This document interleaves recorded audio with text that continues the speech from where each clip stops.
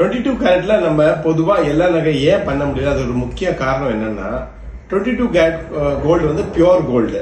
அதாவது அந்த கோல்டு வந்து கொஞ்சம் சாஃப்டாவே இருக்கும்.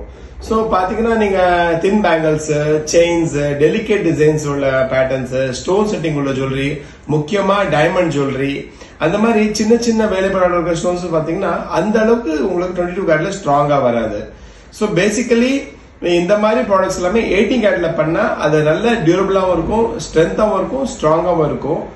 ஸோ 22 கேரட் ஜுவல்லரி பொறுத்த வரைக்கும் நீங்க வந்து ஹெவி ஜுவல்லரிஸ் வந்து நார்மலா பண்ணா ரொம்ப நல்லா இருக்கும். பட் இந்த மாதிரி ஒரு டியூரபிலிட்டி வேணும், எனக்கு வந்து ஸ்ட்ரென்த்தா இருக்கணும், எக்ஸாம்பிள் ஸ்க்ரூஸ் வந்து நெளியக்கூடாது, லாக்ஸ் வந்து நல்லா இருக்கணும்னு நினைச்சீங்கன்னா நம்ம 18 கேரட் ஜுவல்லரிக்கு போக வேண்டிய ஆயிடும். ஸோ நெக்ஸ்ட் டைம் நீங்க ஜுவல்லரி வாங்கும்போது 22 கேரட்னா பியூரிட்டி நீங்க கண்டிப்பா பார்க்கலாம். ஆனா ஸ்ட்ரென்த் அண்ட் டியூரபிலிட்டி கூட வேணும்போது நீங்க 18 கேரட், 14 கேரட், 9 கேரட் ஜுவல்லரி நீங்க போகலாம். பட் ஒரு டிஸ்க்ளைமர் கண்டிப்பா சொல்வேன், 9 கேரட் ஜுவல்லரி வந்து இப்போதைக்கு அவாய்ட் பண்றது நல்லது. ஏன்னா அதோட மேக்கிங் சார்ஜஸ் ரொம்பவே ஹையா இருக்கு. கிட்டத்தட்ட அந்த ப்ராடக்டோட காஸ்ட்ல 25% மேக்கிங் வேஸ்டேஜே கேட்கறாங்க. ஸோ அதை அவாய்ட் பண்ணலாம்.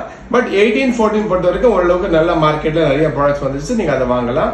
ஸோ அடுத்த உங்க பர்ச்சேஸ்ல மக்களே நீங்க என்ன வாங்க போறீங்க, என்ன 22 கேரட் வாங்க போறீங்களா இல்ல 18 வாங்க போறீங்களா, என்ன கமெண்ட் பாக்ஸ்ல சொல்லுங்க. அடுத்த வீடியோ பார்க்க வரேன். Thank you so much.